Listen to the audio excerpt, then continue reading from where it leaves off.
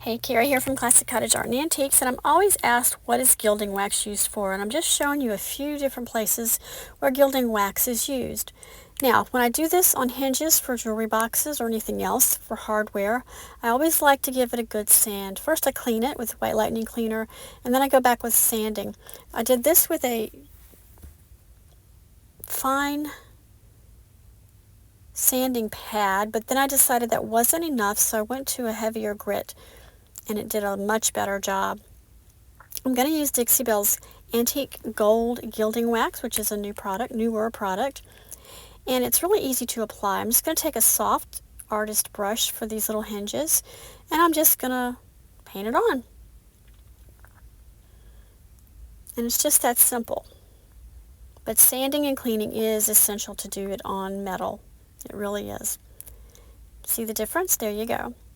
Same thing with the little ones. These are already gold, but I wanted them to be a little bit darker gold to match the rest of the jewelry box. There you go.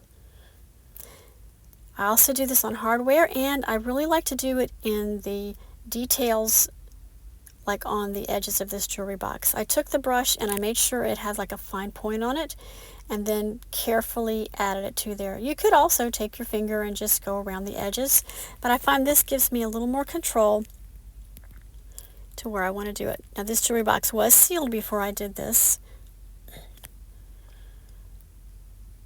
I would recommend sealing it with either wax or satin clear coat like I did, because once you apply the wax, and if you don't like where it's applied, you can easily wipe it back. Another trick to getting rid of gilding wax where you don't want it is to take some Dixie Belle clear wax, and it acts sort of like an eraser.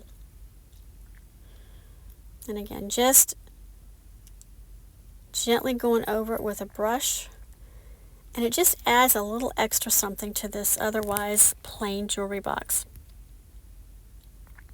Or you could do this on a piece of furniture in the details as well.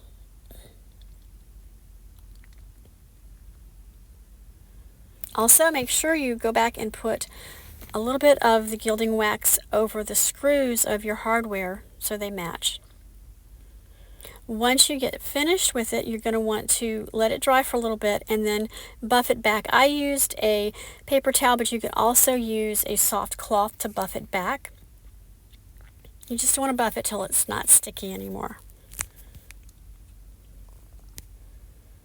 I also used it on the feet of this jewelry box just to kind of give it a little bit of extra pizzazz, but I'm also buffing there. But there's the before and there's the after.